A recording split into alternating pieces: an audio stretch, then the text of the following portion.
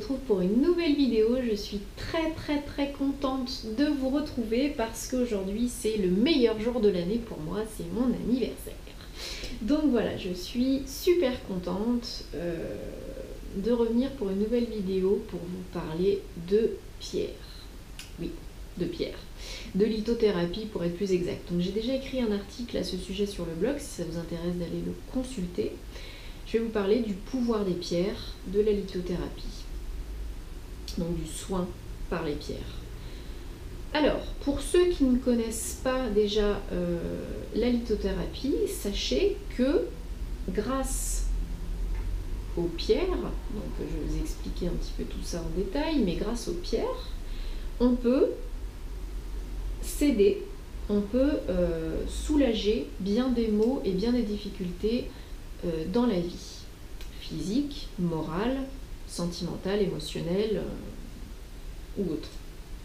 Puisque les pierres dégagent une énergie qui va faire que nous allons pouvoir avancer, nous sentir mieux, être réceptifs. Donc il y a des gens qui sont plus réceptifs que d'autres à certaines pierres ou tout simplement aux pierres en général.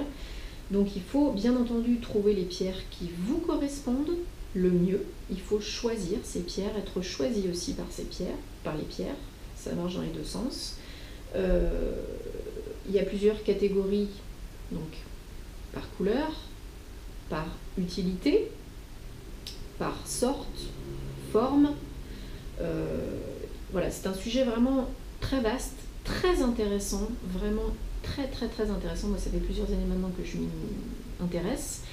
Et pour information, si ça vous intéresse de commencer à étudier un petit peu le sujet simplement, clairement, il y a un ouvrage que j'aime beaucoup, c'est celui de Julia Bosquero, qui est lithothérapeute, qui a aussi un blog, Le pouvoir des pierres. Donc ça c'est son livre, et qui a aussi un blog où il y a plein d'informations. J'aime beaucoup parce qu'elle explique les choses très clairement, enfin voilà, c'est hyper simple, c'est hyper agréable à lire, il y a plein de photos parce qu'elle a une collection incroyable. Donc si ça vous dit, allez y jeter un coup d'œil, c'est super. Alors, moi ce que je voulais faire aujourd'hui, je vais essayer de faire que la vidéo ne soit pas trop longue, sinon je vais la couper en deux parties. Donc voilà, soyez prévenus. Je vais vous présenter quelques pierres à moi, parce que je commence à en avoir voilà, une belle petite collection depuis les années. Je vais vous présenter celles que j'utilise souvent, les différentes sortes de... Je vais y arriver, j'arrive pas à parler aujourd'hui. Les différentes sortes de pierres qui existent, donc les formes. Et puis je vous expliquerai un petit peu comment s'en servir, comment on fait pour s'en servir et à quoi ça sert pour certaines de mes pierres. Je vais pas pouvoir toutes vous les expliquer parce que ce serait beaucoup trop long. Si ça vous intéresse que je fasse vraiment une explication plus détaillée par type de pierre, par couleur, etc., je peux le faire, il n'y a pas de souci, dites-le moi en commentaire. Mais là, je vais pas tout faire là maintenant tout de suite. Voilà. Donc déjà, dans un premier temps, je vous présente les différentes formes de pierres. Donc vous avez les pierres à l'état brut, comme par exemple le cristal de roche. Voilà, là il n'y a pas plus brut, hein. Cassé pour en faire un bout de cristal. Et donc ça c'est une pierre à l'état brut, hein, au même titre que par exemple la célestite que j'ai ici, qui est une pierre magnifique, bleutée, claire, transparente. Voilà, donc là c'est vraiment une pierre, encore une fois, à l'état brut. Ensuite vous avez les pierres roulées. Donc par exemple voici une cornaline. Donc c'est une pierre roulée, c'est-à-dire qu'elle a été transformée dans une machine, mais pas par l'homme, par une machine, mais pas par l'homme, pour la rendre un petit peu plus présentable, pour la rendre un petit peu moins brute, voilà, hein. On va dire ça comme ça, hein. Mais pas travaillée par l'homme, pas touchée par l'homme, donc une pierre roulée. Et puis vous avez la pierre polie, qui a été cette fois-ci travaillée par l'homme, touchée par l'homme, pour en faire par exemple un bijou. Donc ici un jade, du jade, donc fait par un artisan thaïlandais. Voilà, vous avez, bon, le bijou, si du coup, je continue là-dessus. Par exemple, le bijou, le bracelet, en œil de tigre. Vous avez d'autres sortes de... C'est qu'il est passé. Ah oui, elle est là. Vous avez le pendentif, d'autres sortes de pendentifs, hein, en pointe,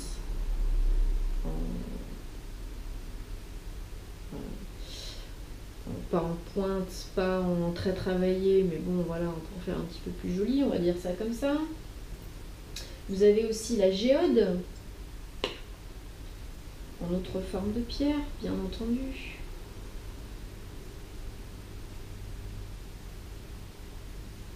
Druse, géode, améthyste. J'espère que vous voyez bien.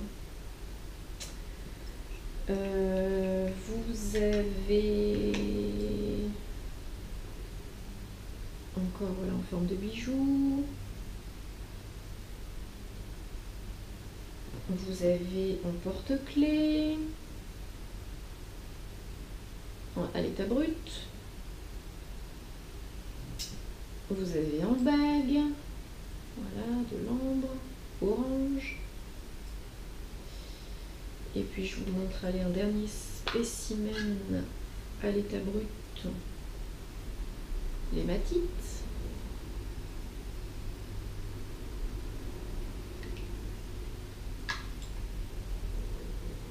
Et puis un autre bracelet que j'ai sur moi en grainerie, en hématite.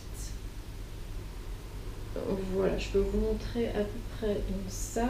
Ensuite, vous avez d'autres styles de pierres roulées.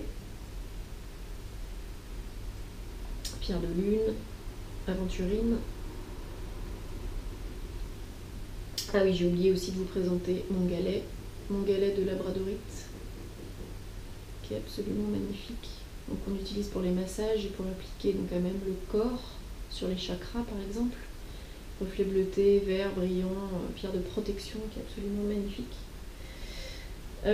Donc voilà, ça c'est les différentes sortes de pierres. Alors comment est-ce qu'on s'en sert et à quoi ça sert? Les pierres, ça sert à plein de choses. Par exemple, vous avez des maux physiques. Vous avez mal au dos, vous avez mal aux yeux, vous avez mal à la tête, vous avez mal au cœur, enfin bref, peu importe, vous avez des problèmes hormonaux. Peu importe, vous allez vouloir, par exemple, moi je suis une femme, j'ai des problèmes, voilà, si j'ai des problèmes un petit peu hormonaux, si j'ai mal au ventre, que j'ai des cycles irréguliers, que, bref, j'ai envie d'améliorer un petit peu tout ça, de réguler un petit peu tout ça, je vais prendre la pierre de lune, une des variétés voilà, de la pierre de lune, qui va m'aider à réguler un petit peu tout ça et en plus traiter les problèmes de peau, donc les boutons associés à ça, etc., etc. Pierre essentiellement féminine. Par exemple, la pierre de lune, donc chaque pierre, il faut la recharger, la purifier, pardon, et la recharger pour que vous puissiez après vous en servir, pour qu'elle dégage toutes ses propriétés, ses énergies bienfaisantes. Sinon, ça ne sert à rien, ce sera juste décoratif. Ce qui peut être intéressant aussi, mais bon, moi, c'est pas mon but. Donc voilà, si votre but, c'est vraiment de vous en servir pour qu'elle puisse vous aider, qu'elle vous apporte toute son aide et toute son énergie, il faut la purifier et la recharger. Donc si vous en servez tous les jours, il faut la purifier une fois par semaine. Donc soit vous la purifiez dans l'eau déminéralisée, vous la laissez tremper 4 à 5 heures, voire toute une nuit si vraiment elle est chargée très négativement. Soit vous la purifiez dans du gros sel, soit vous la purifiez sur un amas de cristaux, par exemple un amas de cristaux de roche, plusieurs petits cailloux, vous la mettez dessus et vous laissez plusieurs heures pour qu'elle se purifie. Soit vous pouvez la purifier à l'encens, à la sauge blanche par exemple, pour enlever les énergies négatives, soit vraiment si elle est très chargée en négatif, par exemple pour les pierres de protection, si vraiment elle a absorbé énormément de négatif, là vous l'enfouissez dans la terre, vous l'enterrez, vous la laissez plusieurs heures et voilà. Et ensuite vous en servez, vous la chargez, pardon. Mais déjà, on va dire, le gros sel, l'eau déminéralisée, l'amas de cristaux, ce sera déjà pas mal. Donc, attention à bien regarder si la pierre que vous utilisez peut aller dans l'eau, dans le sel. Sinon, vous la mettez sur des cristaux. Si oui, vous choisissez votre méthode et vous purifiez votre petite pierre chérie. Ensuite, c'est bien gentil de l'avoir purifiée, donc c'est bien, elle est neutre. Il faut la charger en énergie pour qu'elle puisse vous aider. Donc, soit c'est une pierre que vous pouvez recharger au soleil, à la lumière du soleil, soit c'est une pierre que vous pouvez recharger à la lumière de la lune. Comme par exemple l'améthyste, qu'on n'expose pas au soleil parce que ça l'abîme. On la recharge à la lumière de la lune à chaque nouvelle lune, toute la nuit. La pierre de lune, c'est pareil, à la lune. La labradorite, au soleil, plusieurs heures. Si possible, quand le soleil est à son zénith, par exemple entre 10h et 14h. Voilà, attention, hein, chaque pierre, c'est ou lune ou soleil pour le chargement. C'est très très très important, sinon vous allez complètement abîmer et détruire votre pierre. Et ce serait vraiment dommage. Il faut prendre soin de ces pierres. Quand vous les rangez, ne les rangez pas en vrac tout ensemble, qu'elles se touchent toutes. Ça va les détruire aussi. Elles vont s'entremêler, les énergies vont se... Enfin, ça va faire un immonde caca. Voilà. Donc non. Il faut en prendre soin, il faut les traiter avec égard. Il faut les traiter avec délicatesse parce que c'est très fragile. Après, souvent on me demande est-ce que la taille de la pierre c'est important? Non, pas forcément. C'est pas parce que la pierre elle est toute petite. Par exemple, vous voyez ce rubis, donc qui est une pierre précieuse, hein, parce que vous avez toutes sortes. Quand vous travaillez avec les pierres, vous avez aussi les pierres précieuses. Il y a les pierres semi-précieuses, les cristaux et les pierres précieuses. Donc par exemple le rubis, à l'état brut. Hein. Le rubis, c'est une toute petite pierre que j'ai. Si je m'en occupe bien et que je fais ce qu'il faut, que je la purifie bien et que je la charge bien, elle est aussi efficace que mon gros galet de labradorite. Pas pour les mêmes choses, hein, mais il n'y a pas de souci, c'est pas parce qu'elle est petite qu'elle marchera moins bien. Alors, vous avez plusieurs couleurs de pierre. Chaque couleur de pierre a ses spécificités. Je vous mettrai ça dans la barre d'infos parce que ce serait trop long à vous expliquer. Vous avez aussi des pierres qui vont favoriser par exemple la communication, le langage. Vous avez des pierres qui vont favoriser l'éveil spirituel, la méditation, comme l'améthyste.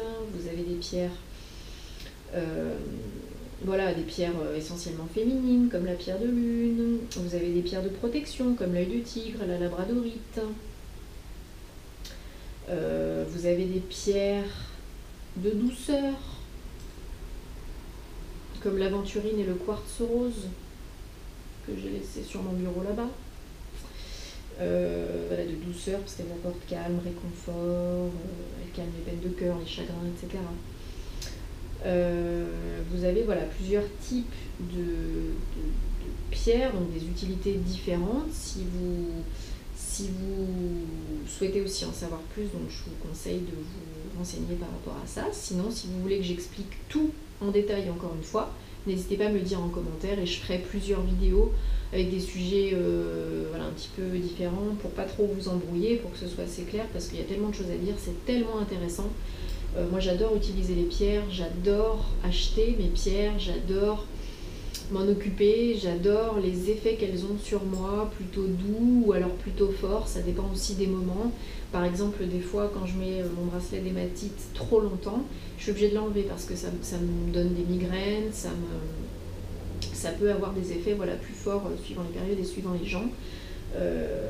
Donc il faut faire très attention aussi par rapport à ça. Il y a des pierres d'ancrage, si vous êtes un petit peu lunaire, vous êtes un peu Casimir, tendance à être un petit peu trop rêveur pour vous aider à rester un peu les pieds sur terre.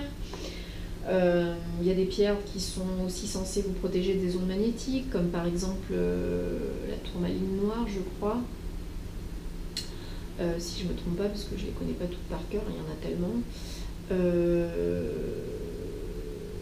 Voilà, enfin bref, il y en a des tonnes et des tonnes, donc je vous décrirai par couleur déjà, et puis si vous voulez la suite, n'hésitez pas à me dire. Voilà, donc les pierres. Choisir sa pierre, c'est très important. Ça ne coûte pas très cher si vous achetez par exemple des petites pierres comme ça. Ça va vous coûter peut-être, celle-là j'ai dû la payer 3 €, la jaspe dalmatien, pierre féminine aussi. Donc voilà, ça n'est pas un gros budget forcément. Après ça dépend la rareté, la provenance, le rubis, vous imaginez bien que c'est pas 3 €. Hein. Mais après ça dépend ce qu'on veut en faire et l'utilité de celle-ci. Si on en a vraiment besoin ou pas, quoi.